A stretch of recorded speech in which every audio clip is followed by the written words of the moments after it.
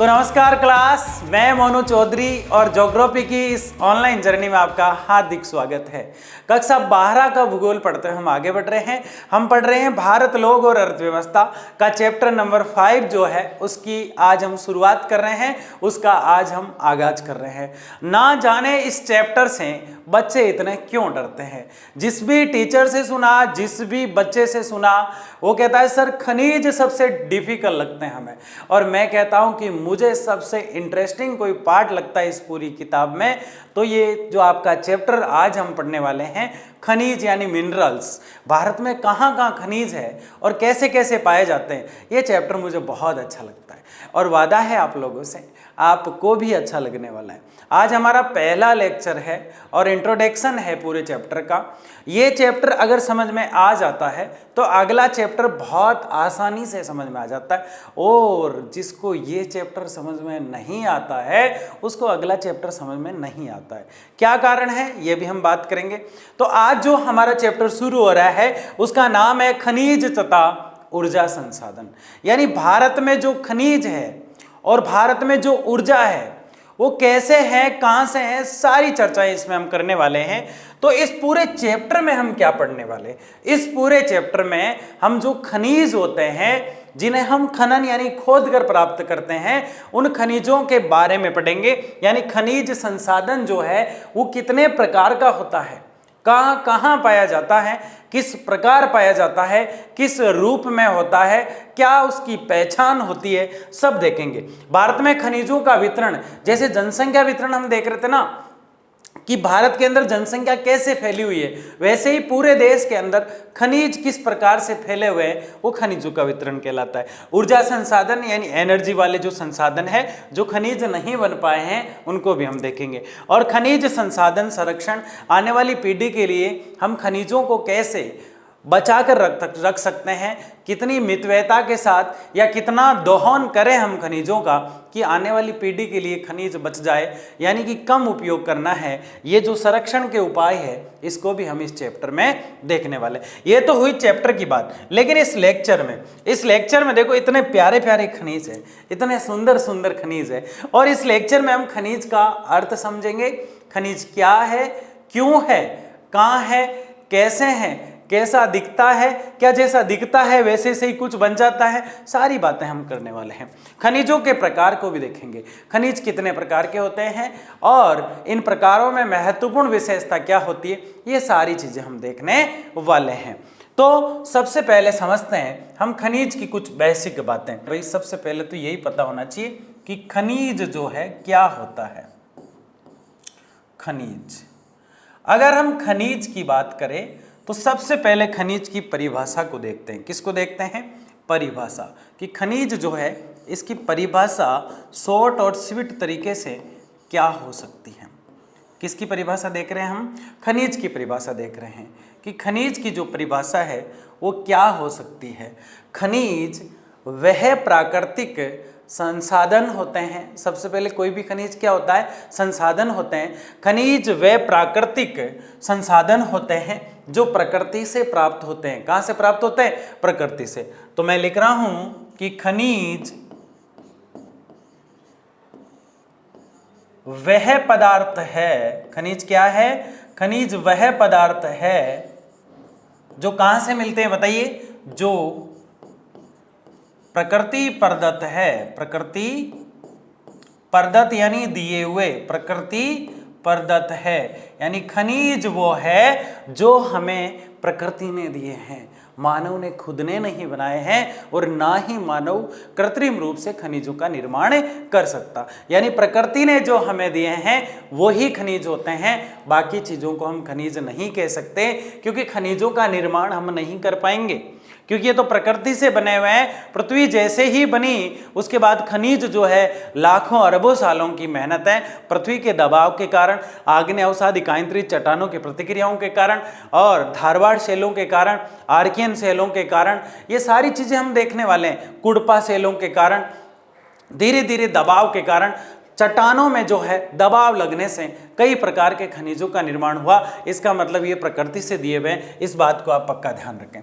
दूसरा, कोई खनिज है या नहीं है, इसका हम पता कैसे लगाएं, यानी खनिज की पहचान कैसे करें। दूसरी चीज हम क्या देख रहे हैं, कोई भी खनिज है या नहीं है, इसकी पहचान हम कैसे कर पाएंगे। इसकी पहचान करने का एक ही तरीका है हमारे पास, या तो उसके रंग को समझे हम कि वो किस कलर का है, इससे पता चल जाएगा कि वो किस प्रकार का खनिज है। यानी खनिज की पहचान करने के लिए रंग को देखना पड़ता है। दूसरा, वो कितना मजबूत है, यानी उसका ठोस रूप देखना पड़ता है। क्या देखना पड़ता है कि वो कितना ठोस है और कितना लचीला, यानी कितना दारू है। और तीसरी महत्वपूर्ण बात है कि उसके अंदर कौन कौन सी गैस है, अगर है तो कौन सी है और नहीं है तो कौन सी नहीं है, गैस कौन सी है उसके अंदर, ये भी देखा जाता है। खनिजों को पहचानने के 4 तरीके हैं, या तो रंग के आधार पर, या ठोस के आधार पर, या द्रव के आधार पर, या गैस के आधार पर। और खनिज प्राकृतिक पदार्थ है जो पृथ्वी से हमें प्रदत्त यानी मिले हैं। दूसरा, एक महत्वपूर्ण तीसरी बात जो है वो हमारे सामने आती है कि खनिज जो होते हैं, क्या होते हैं भाई, खनिज जो होते हैं वो खोद कर प्राप्त किए जाते हैं, यानी खनन द्वारा प्राप्त किए जाते हैं। किसके द्वारा प्राप्त किए जाते हैं, खनन द्वारा, और उत्खनन के द्वारा प्राप्त किए जाते हैं। उत्खनन कहूँ चाहे खनन कहूँ, दोनों का अर्थ एक ही होगा। दोनों का अर्थ क्या होगा, एक ही होगा। ऐसा क्या अर्थ है कि एक ही होगा, दोनों का अर्थ है खोदना। दोनों का अर्थ क्या है, खोदना। भाई जब खनन कहूँ या उत्खनन कहूँ, दोनों का अर्थ सीधा सीधा सिर्फ खोदना है, तो फिर ऐसा क्या कारण है कि फिर ऐसा क्या कारण है कि हम उत्खनन भी कह रहे हैं और खनन भी कह रहे हैं, इसके पीछे क्या लॉजिक है। तो समझिए, दोनों का अर्थ खोदना है, लेकिन जब उत्खनन आ जाए तो ये पृथ्वी की ऊपरी परत है, पृथ्वी की ऊपरी परत पर खनन, ऊपरी परत पर खनन, जब तो उसको क्या कहेंगे, उत्खनन। और बहुत गहराई में जब खोदा जा रहा है, पृथ्वी की गहराई में खनन, गहराई में खनन, जब उसे हम क्या कहेंगे, सिर्फ खनन कहेंगे। खनन का मतलब ही है खोदना, तो आप खोदना लिख सकते हो यहाँ, क्योंकि मैंने लिखा है यहाँ पे खोदना, ठीक है। तो इसका ध्यान रखें आप, यहाँ पे ये मैंने अलग से लिखा है, खोदना इसका अर्थ है, खोदना इसका क्या है, अर्थ। तो खनिज की परिभाषा आप समझ चुके हैं, खनिज की पहचान कैसे कर सकते हैं ये हम देख चुके हैं, खनन क्या होता है ये भी हमने देखा है, और उत्खनन क्या होता है। अब एक 5वीं बहुत ही महत्वपूर्ण बात है, और वो 5वीं बात जो हमारी है वो ये है कि अयस्क क्या होता है। आपने कई जगह लिखा हुआ सुना होगा, लोहा अयस्क, फिर लोहा इस्पात बनता है। तो ये अयस्क है क्या आखिर, भाई ये अयस्क होता क्या है। अयस्क का मतलब होता है कच्चा पदार्थ। क्या मतलब होता है, कच्चा पदार्थ। जैसे लोहा जब धरती से निकाला जाता है, उसे तुरंत टेबल चेयर कुर्सी पंखे नहीं बनाए जा सकते। लोहा क्या किसी भी खनिज को निकालते ही तुरंत उससे कुछ भी नहीं बनाया जा सकता, क्योंकि वो पहले अयस्क होता है। अयस्क का मतलब है कच्ची धातु। अयस्क का मतलब क्या है, कच्ची धातु, जो अभी सही ढंग से कार्य नहीं कर पा रही है, इससे अभी कुछ भी नहीं बनाया जा सकता। जैसे लोहा जब निकाला जाता है तब वो कच्चा होता है, तब उसके अंदर मैग्नीज, कोका आदि डाल के एक बड़ी बड़ी भट्टियों पे उसको गर्म किया जाता है। गर्म करने के बाद जो है लोहा इस्पात बन पाता है, और वास्तव में उस शैली में कार्य कर पाता है जो लोहा इस्पात की शैली होती है। तो कोई भी खनिज हो वो शुद्ध तो निकलता ही नहीं है। अगर कोई सबसे ज्यादा शुद्ध निकलता है तो वो है तांबा, उसके बाद चांदी। ये थोड़े थोड़े शुद्ध होते हैं, पूरे शुद्ध नहीं होते हैं। इनमें यूं कह सकता हूं कि थोड़ी अशुद्धियां होती हैं, बाकी लगभग शुद्ध रूप में निकलता है कौन, तांबा, और उसके बाद आती है चांदी। तो बाकी सबसे ज्यादा अशुद्ध निकला करते हैं, यानी कि फिर इनको शुद्ध किया जाता है, फिर इनको इनका परिशमन किया जाता है, या फिर इनकी शुद्धता के लिए इनमें बहुत सी चीज़ें मिलाई जाती है। मोस्टली मैग्नीज ऐड किया जाता है बहुत सी चीज़ों के अंदर। तो अलग अलग प्रक्रियाओं से इनको गुजरना पड़ता है जब कोई भी खनिज जो है वो खनिज बनता है। एक चीज़ आपको पता होनी चाहिए, जो कुछ भी दुनिया में दिखाई देता है और वो हमारे काम आ रहा है, किसी ना किसी रूप में मानव के काम आ रहा है, वो सब संसाधन होते हैं। और जितने भी खनिज होते हैं वो पहले संसाधन होते हैं। पक्का समझे मेरी बात को, जितने भी खनिज होते हैं वो पहले संसाधन होते हैं। पर ये कतई ही जरूरी नहीं है कि प्रत्येक संसाधन खनिज बन पाएगा, क्योंकि जल संसाधन है लेकिन खनिज नहीं बन पाएगा।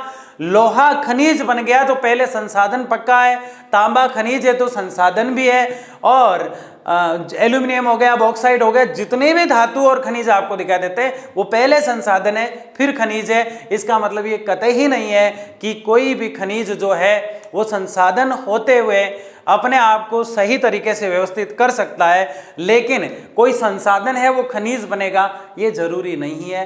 कुछ ही बन पाते हैं और कुछ नहीं बन पाते हैं। तो ये पांचों चीजें आपने देखी। दो चीज और मोस्ट आ जाती है जो हमें कंफ्यूज करती है, और उसमें एक चीज है खुली खादान। क्या है भाई? खुली खादान। खुली खदान, खदान मतलब माइंस है, और एक आ जाता है बंद खदान। बंद खदान क्या है ये दोनों? अभी देखते हैं इसको। इन दोनों की अगर बात करें तो ये दोनों बड़ी इंपॉर्टेंट चीज है। खुली खादान ये कम गहरी होती है, कम गहराई वाली माइंस होती है, कम गहराई। और बंद खादान जो होती है इसकी अधिक गहराई होती है। कैसी होती है भाई? अधिक गहराई। तो ये कुछ महत्वपूर्ण चीजें थी जो हमने एक एक करके समझा, जाना। इस चैप्टर में सबसे बड़ा रोल निभाएगी, इसीलिए लोग इसको हार्ड समझ लेते हैं कि परिभाषा जानते नहीं है, पहचान कर नहीं पा रहे हैं, खनन उत्खनन में फर्क पता नहीं है, ऐसा क्या होता है, खुली खदान और बंद खदान क्या होती है, ये चीजें पता नहीं होती है, और सीधा आके लोहा शुरू कर देते हैं। लोहा यहाँ पाया जाता है, मैग्नेटाइट होता है, हेमेटाइट होता है, ये होता है, वो होता है, लिटराइट, सिडराइट, सारे बता देते हैं। कोयला ये होता है, पिट होता है, सारी चीजें बता देते हैं। बच्चा कंफ्यूज ही लेके चला जाता है। अब कंफ्यूजन को भगाओ, समझ गए ना? तो ये चीजें आपको पता होनी चाहिए। अब अगर खनिज जो है उसको पहचान लिया, उसकी सारी बातें समझ ली, जब एक चीज हमारे सामने आती है कि खनिज जो होता है उसके कई प्रकार देखने को मिलते हैं। क्या देखने को मिलते हैं? उसके प्रकार देखने को मिलते हैं। खनिज के कई प्रकारों में या कई रूपों में खनिज जो है वो हमें देखने को मिलता है। तो वो कौन से प्रकार है, वो कौन से रूप है जो खनिज के हमें देखने को मिलते हैं? तो इन प्रकारों में सबसे पहले जो प्रकार आता है हमारा, उसको हम कहते हैं धात्विक खनिज। क्या कहते हैं उसको? धात्विक खनिज। ये सारणी आगे एक स्लाइड में बहुत काम आने वाली है, आप ध्यान से समझें। धात्विक खनिज, ठीक है, खनिज का सिर्फ ख लिख रहा हूं मैं यहाँ पे, धात्विक खनिज। और दूसरा होता है अधात्विक खनिज। दूसरा कौन सा होता है? अधात्विक खनिज। समझ गए आप? और तीसरा जो खनिज होता है उसका नाम है, वैसे दो ही चला करते थे पहले, तो धात्विक और अधात्विक चला करते थे। अब ऊर्जा, जैसे पेट्रोल है, डीजल है ना, केरोसिन है, प्राकृतिक गैस है, ये चीजें ऊर्जा के स्रोत होते हैं, तो इनको ऊर्जा संसाधन में पढ़ा जाता है। लेकिन कुछ भूगोलवेताओं का ये कहना है कि ये इनसे अलग नहीं है, ये भी तो प्रकृति से मिल रहे हैं। कहां से मिल रहे हैं? तो इसलिए एक नया रूप तीसरा निकल कर आया जिसे हम कहते हैं ऊर्जा। क्या कहते हैं? और इसको ऊर्जा खनिज नहीं कहकर इसको संसाधन कह देते हैं। इनमें से कुछ ही बनते हैं खनिज, बाकी नहीं बन पाते। तो आप ये ध्यान रखें कि धात्विक खनिज है, धात्विक खनिज और ऊर्जा संसाधन होगा। ऊर्जा क्या होगा? संसाधन होगा। अब कंफ्यूजन यहां क्रिएट हो जाता है कि धात्विक खनिज के दो रूप है। धात्विक खनिज के कितने रूप हैं? दो रूप है धात्विक खनिज के, और उन दोनों रूपों को जब हम समझते हैं और जब हम पढ़ते हैं, इस धात्विक खनिज के दो रूप हमारे सामने आते हैं। कितने रूप आते हैं? दो रूप, और दोनों ही रूप बड़े महत्वपूर्ण हैं। एक तो वो जिसके अंदर लोहा पाया जाता है, तो वो लोहा खनिज होगा। कैसा होगा? यानी लोहे के अंश जिसमें पाए जाएंगे वो लोहा खनिज होगा। और एक वो जिसमें लोहे के अंश नहीं पाए जाते हैं वो लोह खनिज होगा, यानी ए लग जाएगा। जिस चीज के आगे ए लग जाए, क्या लग जाए, इसका मतलब नहीं होता है। अधिकतर जगह जिस चीज के आगे गैर लग जाए, जैसे परंपरागत यानी प्राचीन समय से चला आ रहा, गैर परंपरागत यानी नहीं चला आ रहा, इसका अर्थ ही ना हो जाता है। ठीक है ना? तो ये टर्मिनल शब्द होते हैं जो आर्ट्स के अंदर अधिक चला करते हैं, तो इनका आप ध्यान रखें। हमेशा ऐसा नहीं होता है, लेकिन अधिकतर 90% ऐसा होता है। जैसे कि जहां ए लग जाए उसको ना समझ लिया जाता है कि वो चीज नहीं है, समझे ना आप। जैसे यहां ए धात्विक यानी इनमें धातु कम है, धात्विक पूरी तरह से धातु है। धात्विक के दो रूप, एक तो वो जिसके अंदर पूरा ही लोहा है, पूरे ही लोहा के अंश पाए जाते हैं। जैसे यहां पे मैंने ले लिया कि यहाँ पे आप ले सकते हो श्रीमान लोहाराम जी को, खुद को ले सकते हो, लोहा खुद है जिसके अंदर लोहा ही मिलेगा।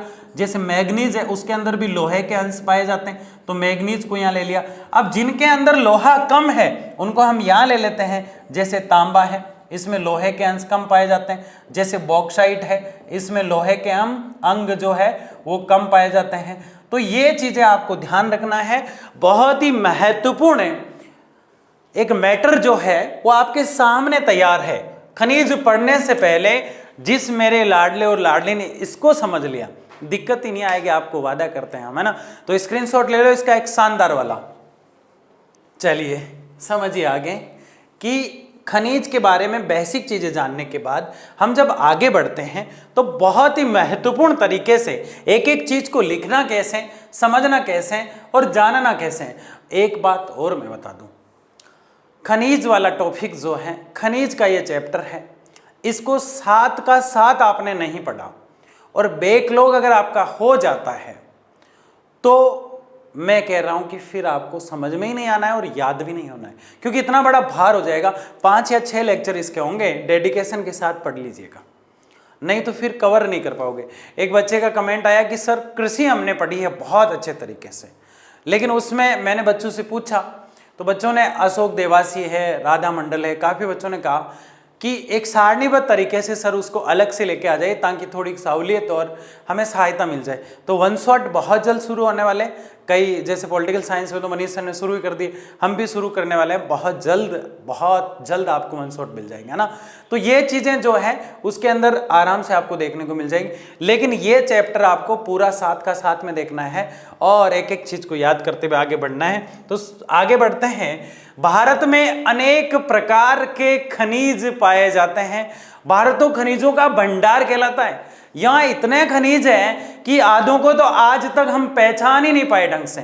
रंग को पहचान गए तो ठोस द्रव को नहीं पहचान पाए, ठोस द्रव को पहचान लिया तो गैस को नहीं पहचान पाए, गैस को पहचान लिया तो रंग नहीं पहचान पाए। भारतीय कंफ्यूजन में ही जी रहे हैं क्योंकि भारत के पास खनिजों का भंडार है। ठीक है। उपस्थिति का संबंध देश की भूगर्भिक संरचना, भू यानी पृथ्वी, गर्भ यानी पेट, पृथ्वी का पेट यानी पृथ्वी के अंदर की बात करें, अंदर संरचना मतलब बनावट, यानी भूगर्भिक संरचना का मतलब है पृथ्वी के अंदर यानी पृथ्वी के आंतरिक भाग की बनावट भूगर्भिक संरचना कहलाती है। ठीक है ना। भूगर्भिक संरचना से जुड़े हुए खनिज जो है कहाँ उपस्थित मिलते हैं आपको? भूगर्भिक संरचना में। या आपने कभी सेव के पेड़ के खनिज यानी लोहा लटकता देखा? नहीं देखा ना। इसका मतलब भूगर्भिक संरचना में मिलते हैं, इसलिए प्रकृति से प्रदत्त है। समझ गए ना आप? ठीक है। उदाहरण स्वरूप लोहा, एसक एवं मैग्नीज के भंडार देश की प्री कैम्ब्रियन संरचना धारवाड़ समूह में पाए जाते हैं। देखिए 3 संरचना होती है। कितनी संरचना होती है? चट्टानों की। जैसे आग्नेय, अवसादी और कायांतरित हमने चट्टानें देखी थी ना। आग्नेय आग से बनती है, आग्नेय चट्टानों से ही फिर कुछ अवसाद यानी कचरा उड़कर आगे जाकर जम जाता है। अवसाद मतलब कचरा, अवसाद से होती है अवसादी चट्टानें, और उन अवसादी चट्टानें और आग से बनने वाली आग्नेय यानी जिसे इग्नियस कहते हैं और अवसादी जिसे सेंटीमेटस कहते हैं, दोनों जब टकराती है तो काया पलट हो जाती है, रूप परिवर्तित हो जाता है। काया पलट यानी कायांतरित चट्टानें, रूप परिवर्तन यानी रूपांतरित चट्टानें, दोनों एक ही होती है। कायांतरित को या रूपांतरित को तीसरी चट्टान हो जाती है ना। पहली आग्नेय, दूसरी अवसादी और तीसरी कायांतरित चट्टानें जब बन जाया करती है, उन्हीं का एक छोटा रूप होता है जो चट्टानों का रूप है, और उसमें पहला रूप जो बनता है उसको हम कहते हैं आर्कियन रूप, यानी आर्कियन चट्टानें। कौन सी चट्टानें? आर्कियन चट्टान। आर्कियन चट्टानों के बाद जो चट्टानें बनती है वो बनती है धारवाड़ चट्टानें। कौन सी बनती है? यानी इन्हीं के कचरे से धारवाड़ चट्टानें। और धारवाड़ चट्टानों के बाद जो चट्टानें बनती है वो हमारी बनती है कुडपा। कुडपा एक आंध्र प्रदेश का जिला है। और इस जिले के नाम पर ही इन चट्टानों का नाम है कुडपा चट्टानें। और 4 नंबर पे बनती है विंध्यन। क्या बनती है? विंध्यन चट्टानें। विंध्यन यानी विंध्याचल पर्वत का नाम आपने सुना है मध्य प्रदेश में, तो विंध्यन चट्टानें बनती है। कौन सी बनती है भाई? विंध्यन चट्टानें। आपको दिख रहा है क्या नीचे तक, यहाँ तक? अगर नहीं दिख रहा है तो मैं बोल भी रहा हूं साथ में, क्या दिक्कत है ना। तो ये 4 प्रकार की चट्टानें हैं। कितने प्रकार की है? 4 प्रकार की, ठीक है ना। अब ये क्यों लिखा है मैंने, समझिए। पृथ्वी के भूगर्भ संरचना यानी पृथ्वी की अंदर की बनावट से ही हमें खनिजों की उपस्थिति मिलती है, और भारत में बहुत सी मिलती है, बहुत से खनिज मिलते हैं। अगर लोहे की बात करें, हम किसकी बात करें? लोहे की बात करें या फिर मैग्नीज की बात करें, तो लोहा और मैग्नीज दोनों के भंडार, लोहा और मैग्नीज दोनों के भंडार देश में प्री कैम्ब्रियन संरचना यानी धारवाड़ चट्टानें जो होती है, यानी इन 2 नंबर वाली चट्टानों की बात कर रहा है ये, कि धारवाड़ चट्टानों से मिलते हैं। यानी बताओ लोहा और मैग्नीज कहाँ मिलेगा? धारवाड़ चट्टानों में। धारवाड़ चट्टानें क्या है? धारवाड़ चट्टानें एक रेवदार टाइप की चट्टानें होती हैं, और वो जो है उनके अंदर लोहा आपको डेफिनेटली मिलेगा, और क्या मिलेगा वहां पे? और आपको मैग्नीज मिलेगा। जैसे हम अरावली को भी देखेंगे कुछ ही देर में कि उसमें क्या मिलता है, वैसे ही धारवाड़ में क्या मिलता है? लोहा और मैग्नीज मिलता है। अब देखिए आई गई जो बात हमें इंतजार था जिसका, तांबा, सीसा, जस्ता अरावली क्षेत्र की धारवाड़ संरचना में पाए जाते हैं। ये भी कहां पाए जाएंगे? धारवाड़ संरचना में पाए जाएंगे। तो प्री कैम्ब्रियन की संरचना है दोनों ही। तो देखिए यहां पे ये जो है ये आपका है गुजरात। क्या है भाई? गुजरात। और गुजरात में एक जगह है जिसका नाम है खेड़ब्रह्म। क्या नाम है? खेड़ब्रह्म। इस खेड़ब्रह्म में गुजरात से यहां से कुछ पहाड़ शुरू होते हैं इस प्रकार लाइन बना के। लाइन मतलब अवली और अरा मतलब पर्वत, इसलिए इन पहाड़ों को कहते हैं अरा मतलब पर्वत, अवली मतलब लाइन, अरावली पर्वतमाला। क्या कहते हैं?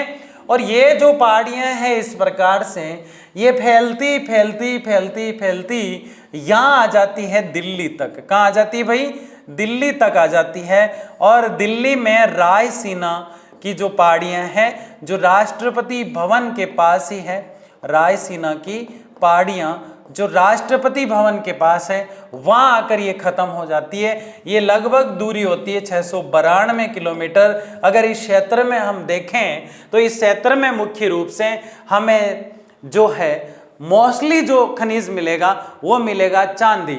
और चांदी, सीसा, जस्ता तीनों सिस्टर है, तीनों साथ साथ मिला करते हैं। क्या करते हैं? साथ साथ। तो तांबा नहीं, चांदी, सीसा, जस्ता ये तीनों सिस्टर है, ये तीनों साथ मिलती है। और ये मोस्टली जो है सबसे ज्यादा अगर कहीं मिले हैं इस क्षेत्र में, तो यहाँ एक क्षेत्र पड़ता है राजस्थान में जिसका नाम है उदयपुर, जो झीलों की नगरी कहलाती है। क्या कहलाती है? लेक ऑफ सिटी कहलाती है ना। तो उदयपुर है, यहाँ एक राजा हुए थे राणा लाखा। कौन हुए थे? नाम ही लाखा है क्योंकि ये लखपति हो गए थे। कैसे हो गए थे? इनके समय कि यहाँ बंजारा आया और उस बंजारे ने खोज की थी इस माइंस की, जो कहलाती है जावर माइंस। किस नाम से जानी जाती है? जावर माइंस। इस जावर माइंस के अंदर चांदी ही चांदी है भाई, चांदी निकलती है इसके अंदर। क्या निकलती है? चांदी। जावर माइंस में चांदी चांदी निकलती है। अब देखो आप, इतनी चांदी की कंफ्यूज है लोग। तो लाखा जी रातों रात लखपति हो गए। और ये बताया किसने? एक बंजारे ने बताया। किसने बताया? एक बंजारे ने। यानी बंजारे जो होते हैं ना, कुछ समाज को एक गुण दिया हुआ रहता है, कुछ जातियों में एक विशिष्ट गुण होता है। जैसे भाट होते हैं, कहते हैं कि उनके कंठों में माँ सरस्वती विराजती है। मतलब इतना अच्छा गाते हैं, मतलब 10 में से 5 भाट आपको सिंगर मिलेंगे, गाते हुए मिलेंगे, क्योंकि अच्छा गाते हैं। अब वो अपने वंशानुगत गुण हो या फिर गाने की शैली हो, क्योंकि गाना सभी जानते हैं, लेकिन 90% लोग ये होते हैं कि अपनी आवाज सुने बगैर ही चले जाते हैं। सबके पास एक टैलेंट होता है, उसको पकड़ने की जरूरत होती है कि टैलेंट है क्या। ठीक है ना। तो एक बंजारे ने किसकी लाइफ सेट कर दी? राणा लाखा की लाइफ सेट कर दी, क्योंकि यहाँ चांदी ही चांदी मिल गई। क्या मिल गई? चांदी। तो देखो तांबा सीसा जस्ता कहाँ मिलेंगे आपको? अरावली के इस पूरे क्षेत्र में आप जहां भी खोदेंगे आपको तांबा सीसा जस्ता या चांदी पक्का मिल जाएंगे। तीन सिस्टर कौन? चांदी सीसा जस्ता। साथ में और कौन मिल जाता है? श्रीमान तांबाराम जी भी साथ में मिल जाते हैं। श्रीमान चांदी देवी, सीसा देवी और जस्ता देवी भी मिल जाती है, ठीक है ना, संरचना में पाए जाते हैं। धारवाड़ और कुडपा सेल समूह में धात्विक खनिज पाए जाते हैं। धात्विक खनिज मतलब बॉक्साइट मिलेगा, तांबा भी मिलेगा, ठीक है ना। होगा कि नहीं होगा? अरे नहीं होगा, हाँ करते रहते हो, मुंडी हिलाते रहते हो। धात्विक खनिज में कहां से होंगे? धात्विक खनिज जहां होंगे वो कुडपा या धारवाड़ सेले होगी, और धारवाड़ सेले धात्विक खनिज के अंदर कतई तांबा और बॉक्साइट नहीं आएगा, क्योंकि वो तो अधात्विक थे। अभी तो हमने सारणी पढ़ी, और मैंने आपको इसीलिए तो कहा था कि ये बहुत काम आने वाली है, ठीक है ना। पाए जाते हैं, लेकिन देखिए आप, चूना पत्थर हो गया, डोलामाइट हो गया, और जिप्सम, जो खेतों कुएं खोदे जाते हैं जब, तो एक चमकीले सा पदार्थ निकलता है, वही जिप्सम है। हम उसको जानते नहीं है, बच्चे उससे खेलते रहते हैं, जबकि वो बहुत कीमती चीज होती है जिप्सम। तो जिप्सम जो है वो बड़ी चमकीली होती है। ये कहाँ मिलेगी आपको? कुडपा और विंध्यन सेल। देखो ये क्रम आ रहा है, कुडपा के बाद ही आ रहा है विंध्यन, जबकि धारवाड़ के बाद ही आएगा कुडपा, और आर्कियन के बाद ही आएगा धारवाड़। ये चारों क्रम होते हैं चट्टानों के। क्योंकि ये कैसे बनी सोचिए आप, इससे ये बनी, इससे ये बनी और इससे ये बनी। इससे किससे? आर्कियन से धारवाड़ बनी, धारवाड़ से कुडपा बनी। कुडपा आंध्र प्रदेश का एक जिला है जो खनिजों का भंडार है पूरी तरह से। अगर कोई कुडपा में रहता है तो माला माल है वो, और कुडपा से विंध्यन बनी। इस प्रकार से जो है पेट्रोल जो होता है वो टर्शियरी युग से मिलता है। टर्शियरी चट्टानें जो होती है उनसे पाया जाता है पेट्रोलियम पदार्थ। तो ये कुछ बेसिक बातें थी जो हमने देखी है। वैसे तो हम जो खनिज आपके सामने आए हैं उन एक एक खनिज को बड़े ही डिटेल से, बड़े ही मस्त तरीके से, पूरी तरह से खोल के पढ़ने वाले है ना, एक एक को पढ़ने वाले। ये तो बेसिक बात की हमने, ठीक है। आगे देखिए, अब परिभाषा दिखाई दे रही है आपको धात्विक खनिज। धात्विक खनिज होता क्या है? धात्विक खनिज, इसके अंतर्गत लोहा आयस्क। क्या ये पक्का लोहा है? नहीं है। ये क्या है? कच्चा लोहा। अब लोहा आयस्क आप समझ गए ना। अगर वो परिभाषा नहीं समझते, हम लोहा आयस्क और लोहा इस्पात में फर्क नहीं समझते, तो खनिज क्या समझ में आते? नहीं समझ में आते। लोहा आयस्क कच्चा लोहा है, वो धात्विक खनिज में आता है। अभी हमने देखा एक सारणी को, मैग्नीज आता है, टंगस्टन आता है, तांबा आता है, सीसा आता है, जस्ता आता है, बॉक्साइट आता है, सोना आता है, चांदी आती है, टिन आता है, इल्मेनाइट आदि खनिज आते हैं। अब आप सोच रहे होंगे धात्विक में मैंने तांबा लिखा है, फिर अधात्विक में भी लिखा है। वो आप याद करिए कि मैंने आपको अधात्विक में नहीं लिखाया है, वो मैंने आपको अह लोहे में लिखवाया है। समझ गए ना। तो तांबा धात्विक तो है ही, पक्का लिख ले इस बात को भैया, लिख ले। वो एक बच्चा आता है उछल उछल के लास्ट में कहता है लिख ले, इसको लिख ले, है ना। तो वैसे मैं कह रहा हूं कि लिख लो इसको, कि तांबा धात्विक खनिज है, लेकिन लोहे के अंश इसमें कम पाए जाते हैं, इसलिए लोहा नहीं होकर यह अह लोहा पार्ट में आता है। अगर आपको समझ में नहीं आ रही है बात तो चलिए मेरे साथ, हम समझाते हैं आपको, ठीक है ना। ये देखिए, धात्विक खनिज में यह आपका तांबा है, और ये आपका लोहा जो है, लोहा खुद किस में आ रहा है? लोहा में ही आ रहा है। मैग्नीज किस में आ रहा है? लोहा में। लेकिन देखो, लोहा भी धात्विक है और तांबा भी धात्विक है, लेकिन धात्विक के भी दो रूप है, एक तो वो जिसमें ज्यादा लोहा, और एक वो जो सबसे कम लोहा। नहीं समझ में आया? देखो, धात्विक खनिज दो प्रकार के, एक में ज्यादा लोह और एक में कम लोहा। ज्यादा लोहा और कम लोहा, तो दोनों ही धात्विक, तांबा और लोहा दोनों ही धात्विक है। तांबे में ज्यादा लोहा, इसलिए धात्विक में लोहा, ठीक है। और तांबा जो है उसमें कम लोहा है, तो वो भी धात्विक में, लेकिन अह लोह है। कैसा है? और अधात्विक तो अलग ही चीज है। अब समझे कि नहीं समझे? अब हम समझ गए सर, समझ गए ना, पक्का समझ गए। अभी भी नहीं समझे तो एक दिन ब्रह्मा जी को बुलाना पड़ेगा, ठीक है ना। तो चांदी, टिन कैसे याद करोगे? लोहा, मैग्नीज, टंगस्टन, तांबा, 5 याद कर लो बस। लोहा आयस्क लगा दोगे कोई दिक्कत नहीं है, कच्चा लोहा ही निकलता है। लोहा, मैग्नीज, टंगस्टन, तांबा, लोहा, मैग्नीज, टंगस्टन, तांबा और सीसा, बस 5 याद कर लो, है ना। 3 और याद कर लो, जस्ता, बॉक्साइट और सोना। जस्ता, बॉक्साइट ऐसे याद करना है। कैसे याद करना है? लोहा, मैग्नीज, टंगस्टन, तांबा, सीसा। जस्ता, बॉक्साइट, सोना, आराम से याद हो जाता है। अब तो 2-3 ही बच्चे हैं, इनको भी कर लो। चांदी, टिन और इल्मेनाइट, सारे 8 के 8 याद, पक्का कर लोगे ना, कोई दिक्कत नहीं है। कमेंट बॉक्स में बिना देखे और बिना सुने लिखोगे, एक बार याद करके लिख दोगे। देखते हैं आज किस किस का कमेंट आता है। धात्विक खनिज को 2 भागों में बांटा गया है। अभी हम सारणी देख के आए ना थोड़ी देर पहले, बताओ कौन कौन से होंगे। एक तो वो जिसमें लोहे के अंश पाए जाते हैं, देखो लोहा खनिज, और एक वो जिसमें लोहे के अंश नहीं पाए जाते हैं, अलोहा खनिज। ये देखो दोनों प्रकार आपको दिखाई दे रहे हैं। पहले कौन से की डिटेल है, लोहे वाले की डिटेल है। इसके अंदर कौन आएगा आपका, इसके अंदर आपका manganese, chromium, nickel, tungsten, cobalt, ये सब लोहे वाले हैं। जैसे हम लोहे की तरफ जाएंगे तो सीधे सीधे वो बाकी आ जाएंगे जो लोहे के अंदर आते हैं। तो लोहे खनिज में कौन आता है, लोहा अयस्क खुद आता है, मैग्नीज आता है, क्रोमियम आता है, क्रोमियम आता है, क्रोमियम आता है, लोहा आता है, मैग्नीज आता है, क्रोमियम आता है, निकेल आता है, टंगस्टन आता है, कोबाल्ट आता है, कोबाल्ट आता है, टंगस्टन आता है, निकेल आता है, मैग्नीज आता है और लोहा अयस्क खुद आता है। ये आपको याद हो जाना चाहिए जो लोहे खनिज है। धात्विक खनिज को रखा जाता है, इन खनिजों में लोहे का अंश पाया जाता है। बहुत महत्वपूर्ण चीज छुपी हुई है। अगर कोई बच्चा ऐसा है जिसको ये चीज समझ में नहीं आ रही है तो मुश्किल हो जाएगा आगे, इसलिए एक बार एक शांति से 10 सेकंड के लिए सुनिए। खनिज जो है वो 3 प्रकार के, धात्विक, अधात्विक और ऊर्जा संसाधन। समझ गए? अधात्विक को छोड़ दो, ऊर्जा संसाधन को छोड़ दो, सिर्फ धात्विक के ऊपर बैठेंगे हम। धात्विक के 2 बच्चे, धात्विक के 2 बच्चे, एक तो लोहा जिसमें ज्यादा, एक लोहा जिसमें कम। है लोहा और लोहा, समझ गए? लोहा ज्यादा मैग्नीज, लोहा ज्यादा कोबाल्ट, लोहा कम तांबा, आदि चीजें लोहा कम वाली होती है। अब समझ गए आप, है ना? तो लोहा अंश किस में कम पाया जाता है, लोहे का अंश इसमें ज्यादा पाया जाता है, जो लोहे खनिज होते हैं, और जो नहीं होते हैं उनमें नहीं पाया जाता है, और जो होते हैं उनमें पाया जाता है। आगे देखिए, अधात्विक खनिज क्या होते हैं? अधात्विक खनिज को याद करने का सबसे अच्छा ट्रिक है कि ये बहुत सुंदर होते हैं। बस इसके ज्यादा कोई मतलब ये परिभाषा नहीं है जो मैं आपको बता रहा हूं, ये पकड़ने का तरीका है किसी चीज को। बताओ जिप्सम कितना सुंदर दिखता है। कुएं से जब कुआं खोदते हैं तो वो जो चमकीला सा पदार्थ होता है जिप्सम होता है, मैंने बताया कितना सुंदर दिखता है। अब संगमरमर की तो बात ही अलग है।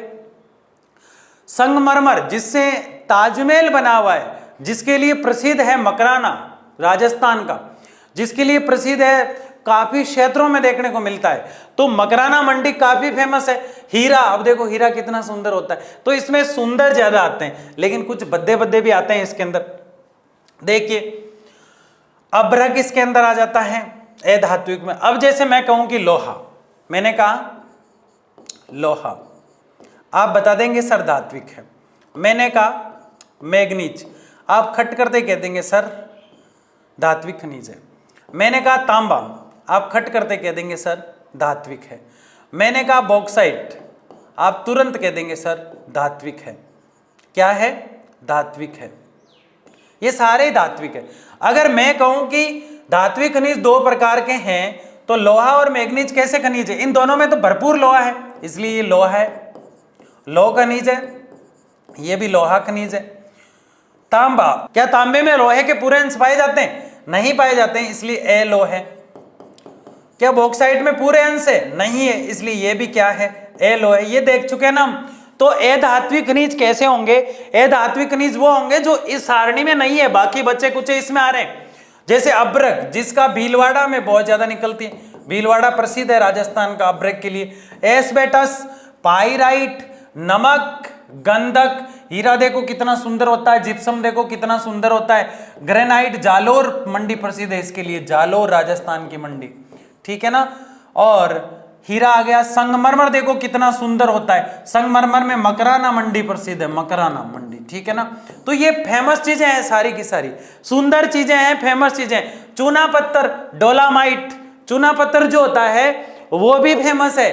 राजस्थान के किशनगढ़ में एक डंपिंग यार्ड बनाया गया है जो पूरा चूने से बनाया गया है और दिखता है फोटो के अंदर ऐसा जैसे बर्फीला क्षेत्र है। आदि खनिज आते हैं। ये सारे खनिज किसके अंदर आते हैं? अधात्विक के अंदर। बताओ यहां तक समझ में आया कि नहीं आया? खनिज 3 प्रकार, धात्विक, अधात्विक ऊर्जा संसाधन। धात्विक को पकड़ो, 2 भागों में बांटो, लोहा और अलोहा। लोहा में लोहा खुद है, मैग्नीज है, जबकि अलोहा में तांबा, बॉक्साइट जैसे पदार्थ है। साइड में रख दो धात्विक को, अधात्विक के ऊपर बैठ जाओ।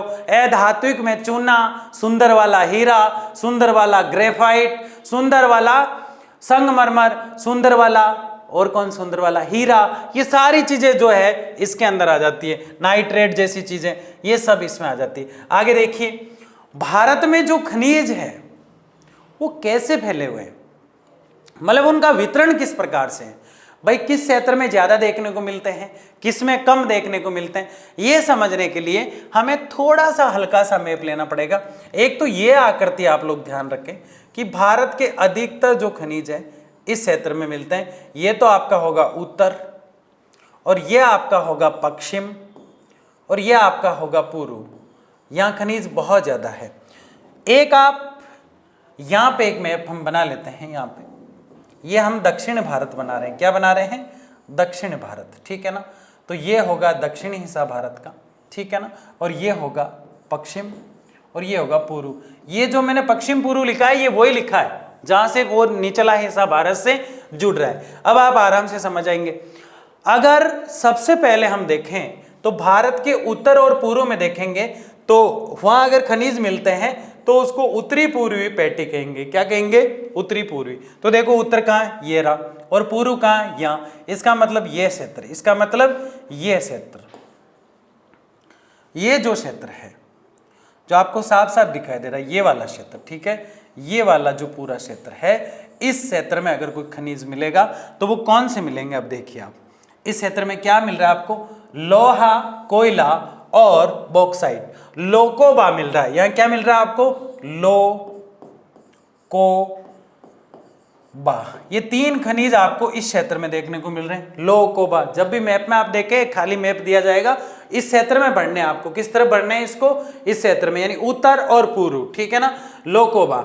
अब ये क्षेत्र कौन सा होगा? तो उस क्षेत्र में आपको झारखंड मिलेगा, उड़ीसा मिलेगा और छत्तीसगढ़ मिलेगा, यानी छाऊ क्या मिलेगा? जा उच्च, जा उच्च। बस ये याद रख लो, अपना काम हो जाएगा। लोकोबा जा उच्च कौन सी पेटी है? उत्तरी पूर्वी पेटी। लोकोबा जा उच्च, लोकोबा जा उच्च, लोकोबा जा उच्च, कौन सी पेटी? उत्तरी पूर्वी। अब इसको रटना तो वैसे है ही नहीं, हम तो बस बना रहे हैं ट्रिक, बाकी आपने मैप समझ लिया तो आराम से हो जाएगा। अब उत्तर पश्चिम पेटी की बात करें। अब देखो उत्तर की बात कर रहा है, और कौन सा क्षेत्र ले लिया? इन देखिए आप, और इन्होंने क्षेत्र लिया है ये वाला। कौन सा क्षेत्र लिया है? ये वाला। मैं ऐसे कैसे बना सकता हूं? क्योंकि ये तो रहा उत्तर और ये रहा पश्चिम। उधर कौन सा था? उत्तर और पूर्व था, तो वो निकाल दिया हमने कि इधर जो है लोहा मिलेगा और कोयला मिलेगा और बॉक्साइट मिलेगा, और ये झारखंड, उड़ीसा और छत्तीसगढ़ में मिलेगा। लेकिन अब उत्तर पूर्व आ रहे हैं भारत का। यूं इस प्रकार से क्षेत्र हम देखें तो उत्तर और ये तो पूर्व चला गया, और ये उत्तर और ये पश्चिम चला गया, यानी उत्तर इस तरफ गया, पूर्व इस तरफ गया, पश्चिम। समझ रहे? दोनों तरफ पाए जाते हैं। तो बताओ, उत्तर से पूर्व की ओर चलेंगे जब तो लोहा, कोयला, बॉक्साइट मिलेगा, और उत्तर से पश्चिम की तरफ चलेंगे जब मिलेंगे तांबा, जिंक और ग्रेनाइट। यहाँ क्या मिलेगा आपको? तांबा, जिंक और ग्रेनाइट। TJG क्या मिलेगा?